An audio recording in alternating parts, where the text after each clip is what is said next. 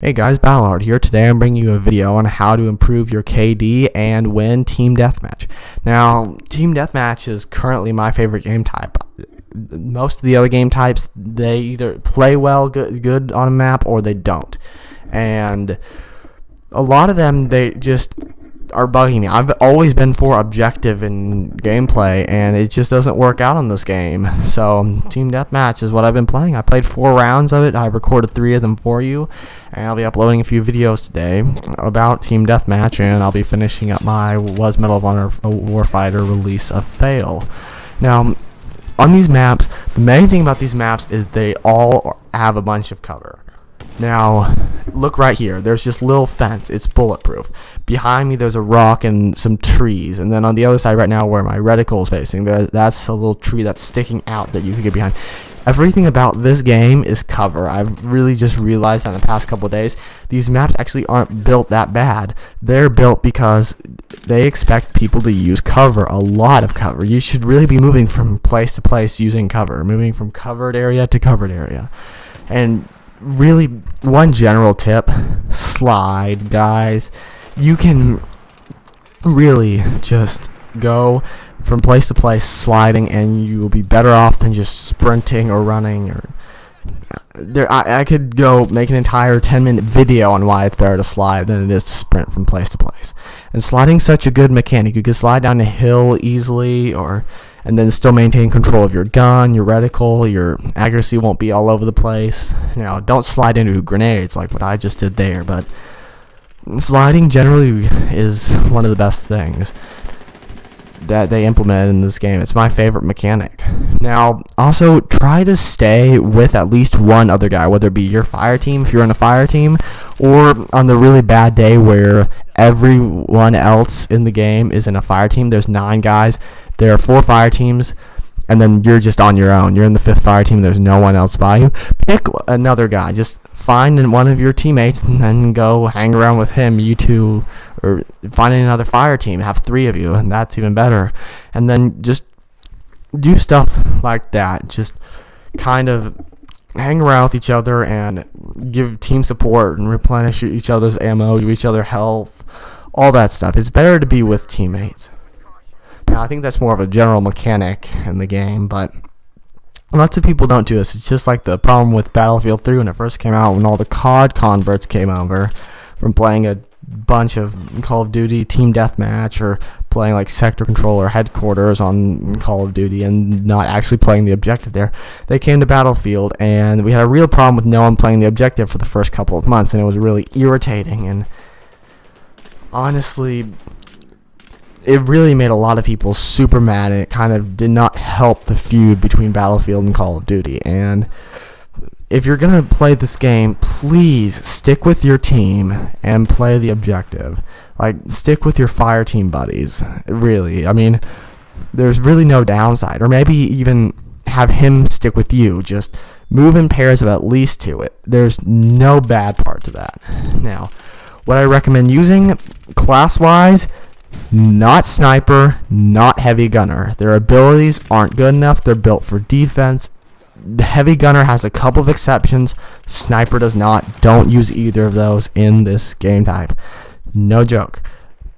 Spec Ops, Assaulter, Demolitions, and Point Man really use a lot. You really need a lot of Spec Ops. Probably half your team should be running Spec Ops. At least 2 fire teams. You need to have 4 guys all running Spec Ops, just because their ability is so useful in this game type. It allows you to see where the enemies are, and how could that ever have a downside? Plus, you get the radar jammer if you get 3 kills, or smokescreen, but the radar jammer is just really, really good in this game type, blocking the radar so that they don't know where you are. Now, that also brings me to another thing: the kill streaks. Don't use the defensives. Always use the offensives. Don't use mortar. Don't use rocket artillery. Don't use well, no, you can use Black Hawk. That's the exception. That's the only reason why you'd have to want to have 1 heavy gunner on your game, is so you could get the Black Hawk. But really, don't use the defensive. Smokescreen's not going to help you in this game type. Even if you're playing defensive and you're using a strategy where you're all fortifying a single area of the map, like a hilltop or a housing complex, if you smokescreen your own housing complex or your own hill, that's inviting the enemies to rush in, and try and kill all of you. That's basically you're inviting them to kill you. So don't do that. It's a horrible idea to use smokescreen. Fireteam Replenish has really no issue in this game because it's team deathmatch. Everyone's right next to each other all the time, and if you stick with your fire team buddy, you shouldn't even have a problem with ammo. But say you two got separated, just run up to him or find another teammate. You actually can. Most people don't understand this. You can get health and ammo off of other teammates who aren't in your fire team. I have done this. It is possible.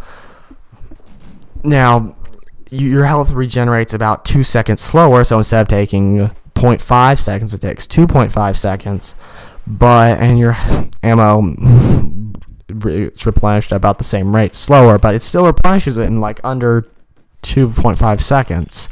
So it's not really going to be a detriment in any way if you refill your ammo and your health off of another guy who's right next to you. It's not going to get you killed most of the time.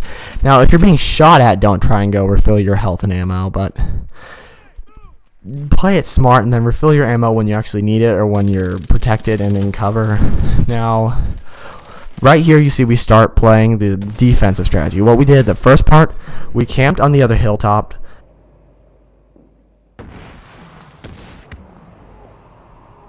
Then what we did was we started being aggressive and we pushed them, we trapped them on one of the 3 hilltops. It was back in the foresty hilltop.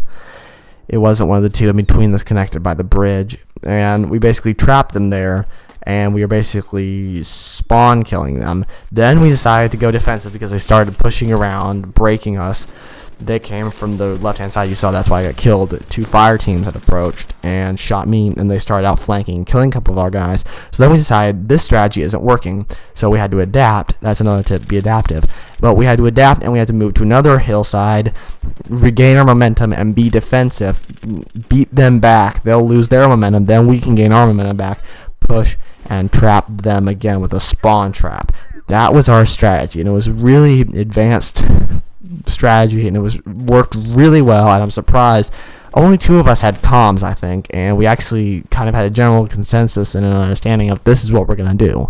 So really listen to your team, and if you've got a couple guys on comms and they're talking to each other, listen to them. They're going to know what they're doing if they're talking to each other.